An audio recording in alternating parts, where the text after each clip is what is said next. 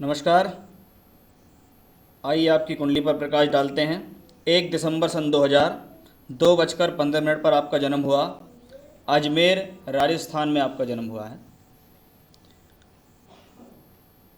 कन्या लगन की कुंडली है और मकर राशि की कुंडली है। लगन और राशि के स्वामी बुध और शनि की आपसी मित्रता है इस कुंडली के अंदर। और सबसे अच्छी बात है, शनि और बुध एक दूसरे को देखते भी हैं। ये एक अच्छा कॉम्बिनेशन होता है जब शरीर और मन, यानी लगन का मालिक शरीर और मन का मालिक चंद्रमा यानी राशि का मालिक, जब ये दोनों आपसी सामंजस्य में होते हैं तो ये जीवन में तरक्की देने में व्यक्ति को प्रोत्साहित करते हैं, हेल्प करते हैं। कुंडली के अंदर अष्टमेश मंगल लगन में बैठा है, जो कि तृतीयेश भी है। ये व्यक्ति को साहस प्रदान करता है। वो साहस ज़रूरत से ज़्यादा साहस भी हो जाता है। यानी व्यक्ति अपने जीवन में ये डिसाइड ही नहीं कर पाता है कि उसको अपनी एनर्जी का इस्तेमाल किस तरफ रखना है। कन्या राशि का मंगल व्यक्ति को स्वभाव से धूर्त बनाता है, स्वार्थी किस्म का बनाता है, साथ ही साथ एक्स्ट्रा ऑर्डिनरी एनर्जेटिक भी बनाता है। ये कॉम्बिनेशन स्वार्थी लोगों के अंदर भी देखा जाता है। ऐसे लोग जीवन में बहुत तरीके की लालसा करते हैं, या ये भी लालसा इनके जीवन में होती है कि मेरी लाइफ में कुछ झटके से हो जाए जिससे मैं लाइफ में बहुत कुछ प्राप्त कर सकूं। लगन में बैठा कन्या राशि का मंगल आपको एनर्जी देता है, मंगल दोष बनाता है, यानी आप मांगलिक हैं। साथ ही साथ चौथे घर में केतु शुक्र एक साथ हैं, यानी शुक्र राहु केतु एक्सस में पड़ा हुआ है और अष्टमेश मंगल से दृष्ट है। आपका यही मंगल मांगलिक दोष के कारण आपके वैवाहिक जीवन में दखलंदाजी देने में सक्षम है, क्योंकि यहाँ विवाह का कारक शुक्र भी राहु केतु एक्सस में पड़ा हुआ है और अष्टमेश मंगल से दृष्ट है। यानी आप स्वयं अपने जीवन में जिम्मेवार होंगे अपनी वैवाहिक जीवन को खराब करने के लिए। वो कॉम्बिनेशन भी यहाँ साफ तौर पर दर्शित हो रहा है। थोड़ा सा अपने आप पर संयम रखिएगा। 9th हाउस में बृहस्पति और शनि बैठे हैं, दोनों वक्री हैं। वक्री प्लैनेट शक्तिशाली होता है, व्यक्ति के चेष्टा बल को बढ़ाता है, यानी व्यक्ति कुछ खोजी प्रवृत्ति का ज़्यादा हो जाता है। शनि की ये स्थिति अपने आप में बेहतर है, क्योंकि शनि पंचमेश होकर नवम में एजुकेशन के साथ साथ आगे हायर एजुकेशन को शो करता है, अच्छी बुद्धि को शो करता है। साथ में बृहस्पति भी हैं जो कि सप्तमेश हैं। पंचमेश सप्तमेश गुरु और शनि बैठे हैं नवम भाव में। ये जीवन में प्रेम प्रसंग को भी दर्शाता है, मन मर्जी के विवाह को भी शो करता है। लेकिन जब बृहस्पति शुक्र की राशि में हो, वक्री हो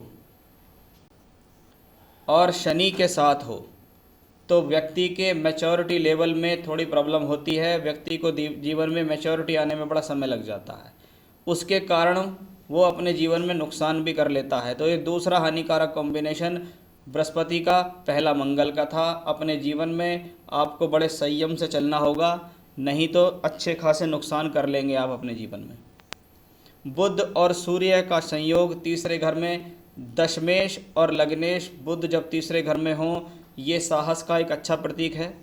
यहाँ लग्नेश और तृतीयेश राशि परिवर्तन करता है। शास्त्र में इसको खल योग बोला गया। खल योग का मतलब होता है व्यक्ति को अपने जीवन में यही नहीं पता होता बहुत लंबे समय तक कि उसको आखिर करना क्या है, उसके टारगेट्स क्या हैं, उसको अपनी एनर्जी कहाँ लगानी है। कुंडली के अंदर बनने वाले राजयोग धन योग आपको सिर्फ एक ही बात की तरफ इशारा करते हैं कि आप जिस जगह जिस घर परिवार में पैदा हुए हैं वहाँ पर आपको सक्षमता मिली है, लेकिन आप स्वयं के बल पर क्या करेंगे वो वर्ग कुंडलियाँ बताती हैं। तो आपकी लगन कुंडली ने तो इस प्रकार की स्थिति को दर्शित कर दिया, लेकिन यहाँ भी काफ़ी सारी कमियाँ दिखाई दी हैं, जैसे कि मंगल ने और बृहस्पति ने यहाँ दर्शित किया है। चंद्रमा एकादशेष होकर एकादश भाव को देखता है, लाभ प्राप्ति के संकेत देता है, लेकिन जब भी ग्रहों की दशाएं आती हैं लाभ तभी मिलते हैं। यानी जीवन में शनि की दशा आए तो अच्छी स्थिति बनेगी, बुध की दशा आएगी तो अच्छी स्थिति बनेगी, लेकिन सही समय पर सही दशा आनी बहुत ज़्यादा ज़रूरी है। तो सूर्य क्योंकि द्वादशेष हैं, लग्नेश के साथ तीसरे घर में है, यानी सूर्य बुध की दशा में स्थान परिवर्तन के योग संभव हैं, दूर की यात्राएं संभव हैं, काम करने के लिए आपको घर से दूर जाना पड़ सकता है, स्थान परिवर्तन करने पड़ सकते हैं। नवांश कुंडली में देखिएगा आप, लगन राहु केतु एक्सस में है, साथ ही साथ नीच का मंगल चौथे घर में, 10वें घर में शनि, और सप्तम भाव पर शनि मंगल राहु केतु एक्सस का प्रभाव, चौथे घर में बुध मंगल का योग। ये मंगल जो यहाँ लगन में था, ये मंगल नवांश में चौथे घर में नीच का, यानी फिर से इंडिकेशंस आ गया, ऐसा व्यक्ति अपने जीवन में अपने वैवाहिक जीवन को स्वयं नष्ट करता है, अपनी जल्दबाजी की जिद की वजह से, अपनी सोच की वजह से। तो तुमको सावधान रहना होगा, नहीं तो आपको जीवन में वैवाहिक जीवन से संबंधित सुख नहीं मिल पाएगा। बात करेंगे दशा की। राहु की महादशा आपको चल रही है। राहु 10th हाउस में, उम्र है आपकी 19 वर्ष। दशम भाव में राहु, कर्म स्थान में राहु, यानी अपनी दशा में कर्म के प्रति आकर्षण देना या किसी प्रकार की प्रोफेशनल क्वालिफिकेशन कराने में सक्षम, क्योंकि राहु बुध की राशि में और बुध तीसरे घर में।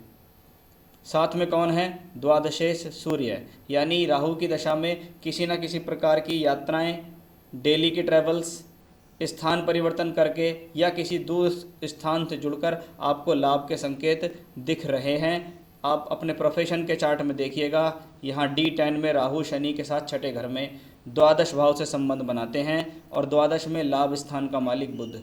फिर से इंडिकेशंस आया है, इस व्यक्ति को अपने जीवन में जन्म स्थली को छोड़कर दूसरे स्थान पर जाने से लाभ मिलेगा। तो आपके सवालों को भी मैं थोड़ा सा ले लेता हूँ। आपने पूछा है जीवन में वेल्थ, फेम, पावर। देखिए अभी चल रही है राहु की दशा।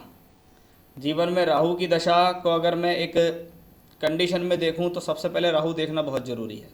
राहु दशम भाव में यहाँ ठीक है, यहाँ लगन में ठीक है और यहाँ छठे घर में शनि के साथ है, यानी राहु की दशा में कर्म भी दिखता है, पैसा भी दिखता है, प्रोफेशन दिखता है, स्थान परिवर्तन, यात्राएं, हवाई यात्राएं, दूर की यात्राएं, सब कुछ दिखाई देती हैं। साफ तौर पे राहु का कनेक्शन 4th हाउस से भी है, तो प्रॉपर्टी के संयोग भी दिखाई दे रहे हैं। और शुक्र राहु को दृष्टि देता है, भाग्येश और धनेश है, यानी राहु की दशा में धन भी मिलेगा। तो राहु की दशा में आपको पैसा भी होगा, फेम भी होगा, पावर नहीं होगी। मैरिज, लव या अरेंज बहुत चांसेस बनते हैं कि आप मनपसंद विवाह ही करेंगे। मैरिड लाइफ मैंने आपको बता ही दिया, आप स्वयं के बल पर अपनी मैरिड लाइफ को ख़राब करेंगे, अपने स्वभाव को आपको सुधारना पड़ेगा। राहु में शुक्र की दशा अभी काफ़ी दूर है, 2029 से 2032। ये वो समय होगा जो विवाह के लिए काफ़ी बेहतर है। तो 2029 से 2032 राहु में शुक्र की दशा ही आपकी शादी की दशा होगी। अब बात करते हैं, ये हॉरोस्कोप व्यावसायिक हॉरोस्कोप है या नौकरी वाली हॉरोस्कोप है। देखिए मुझे इस हॉरोस्कोप को देखकर ये लगता है ये आपका राहु 10th हाउस में बैठा है। दशम भाव में अगर राहु बैठे तो मैंने बहुत लोगों को देखा है, ऐसे लोग जीवन में एक तो स्वतंत्र व्यवसाय करने की इच्छा रखते हैं, थोड़ा सा इनकी योजनाएं बहुत बड़ी होती हैं या इनके विचार बहुत दूर तक होते हैं, क्योंकि राहु अपने आप में एक वायु प्रधान ग्रह है और वायु तत्व राशि में भी बैठा है, यानी सोच छोटी नहीं होती, बहुत बड़ी सोच होती है और बड़े स्तर पर काम करने में ऐसे लोग इच्छित होते हैं। सबसे पहले मैं आपको सलाह देना चाहूँगा, यदि आपके घर परिवार में कोई काम होता हो, बिजनेस होता हो, कुटुंब में कोई काम होता हो, तो आप उसको ज्वाइन करिएगा, वो आपके लिए ज़्यादा बेटर रहेगा। साथ ही साथ अगर बिजनेस स्वयं के बल पर करना चाहते हैं तो अभी कम से कम मैं समझता हूँ 2026 तक 25 तक आपको वेट करना होगा, उसके बाद आप कोई स्वतंत्र बिजनेस कर सकते हैं। कमीशन दलाली से संबंधित कोई भी काम जीवन में करेंगे आपके लिए फ़ायदेमंद रहेगा। ट्रेडिंग से संबंधित काम करेंगे आपके लिए फ़ायदेमंद रहेगा। कपड़े से संबंधित काम, गारमेंट से संबंधित काम, फैंसी आइटम से संबंधित काम, ये आपके लिए अच्छा रहेगा और इनको आप एक्सपोर्ट इंपोर्ट कर सकते हैं, दूर स्थानों पर जाकर उनको बेच सकते हैं। तो ऐसे कामों से आपको जीवन में अच्छा खासा लाभ मिलने वाला है। साथ ही साथ आपने कुछ बिजनेस मुझको बताए, राइटर का, एक्टर का, इन्वेस्टर का, स्टॉक मार्केट का। देखिए कमीशन से रिलेटेड काम तो मैंने आपको बता ही दिया, कमीशन है, दलाली है, स्टॉक मार्केट है, इनमें आप फ़ायदा ले सकते हैं। राइटिंग का एक एबिलिटी यहाँ आती है जब लगन का और राशि का इनका आपसी राशि परिवर्तन होता है, क्योंकि तीसरा हाथ राइटिंग के लिए जाना जाता है और यहाँ 10th लॉर्ड भी शामिल है, तो राइटिंग से आप जीवन में फ़ायदा ले सकते हैं। लेकिन ना तो यहाँ कोई एक्टर से संबंधित स्थिति दिखती है, साथ ही साथ मैं एज ए राइटर अगर इस हॉरोस्कोप को देखूं तो एज ए राइटर भी मुझे ये हॉरोस्कोप फलित होती नहीं दिखाई देती। तो जो काम मैंने बताए हैं उनमें थोड़ा सा ध्यान लगाएंगे तो ज़्यादा बेहतर रहेगा। घर में ही कोई काम हो रहा हो तो इससे अच्छा तो कोई बात ही नहीं है। नहीं हो रहा है तो जो काम मैंने आपको बताएं उन पर ध्यान लगाइएगा। थोड़ा सा एजुकेशन बढ़ाने की आपको अपनी ज़रूरत है। अभी आपके पास समय भी है लगभग 4-5 साल का, तो आप उस दौरान अपनी एजुकेशन भी बढ़ाइएगा। लग्जीरियस लाइफ आपको मिलेगी, आपके शुक्र ने इस चीज़ को बढ़ाया जाए। लक के बारे में बात करें तो ये कोई ख़राब लक वाली हॉरोस्कोप नहीं है। सही समय पर सही दशा मिल जाए जीवन में, वही अपने आप में बहुत बड़ी बात होती है। बस डिसीजंस ठीक लेके चलने होंगे। आपके द्वारा लिए गए स्वतंत्र निर्णय ही आपको जीवन में मात खाएंगे, इसलिए अपने घर के बड़े लोगों से सलाह लेकर हमेशा चलें। भाग्योदय का समय अगर इस कुंडली के हिसाब से मैं बात करता हूँ तो अभी आपको थोड़ा सा समय लगेगा। मैं समझता हूँ 2026 से ही इस कुंडली का एक भाग्योदय का समय है। आप सपोर्ट के बारे में पूछ रहे हैं, मित्र, सिबलिंग्स, पार्टनर, सरकार। देखिए, घर वालों से तो आपको सपोर्ट है, घर के प्रति तो आपको मुझे कोई प्रॉब्लम नहीं है। मित्रों की बात करें तो मित्र का कारक भी बुध होता है, छोटे भाई का कारक मंगल होता है, थर्ड हाउस से इनका रिलेशन होता है। तो उन लोगों की तरफ से अगर संबंध देखूं तो एवरेज हैं, लेकिन मुझे आपके स्वभाव पे थोड़ा सा जो है डाउट है, क्योंकि आपके स्वभाव के अंदर कहीं ना कहीं ये है। मैंने बहुत हॉरोस्कोप्स ऐसी देखी हैं और शास्त्र में भी ये उल्लेख है कि ऐसे लोग बहुत आराम से किसी से रिलेशन रखते नहीं हैं, और जिससे भी रिलेशन जोड़ते हैं वहाँ सबसे पहले अपना स्वार्थ देखते हैं कि इससे मुझे लाभ कितना होने वाला है। तो अगर यही सवाल आप खुद सोचेंगे, support from friend, sibling, partner, government, वही आपके प्रति ऐसा सोचने लगें तो कहीं ना कहीं स्वार्थ को पीछे रखोगे। और असली चीज़ अगर जीवन में चाहोगे कि मेरे मित्र मुझे ठीक से प्रकार से टैकल करें बिना स्वार्थ के, तो आपको स्वयं भी चेंज होना पड़ेगा।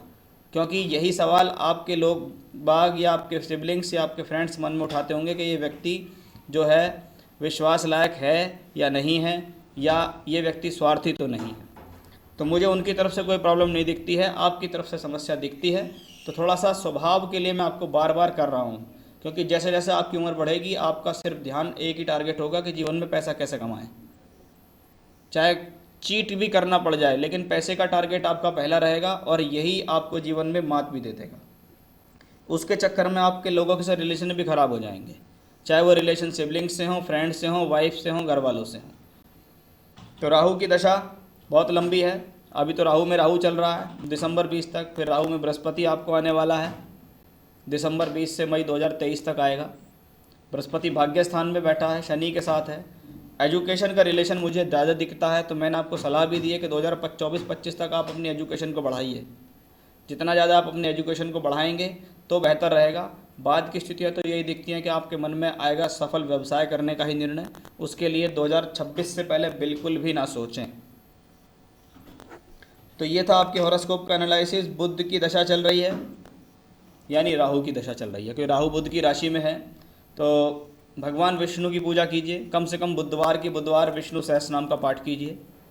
रोज़ाना 3 बार हनुमान चालीसा का पाठ कीजिए।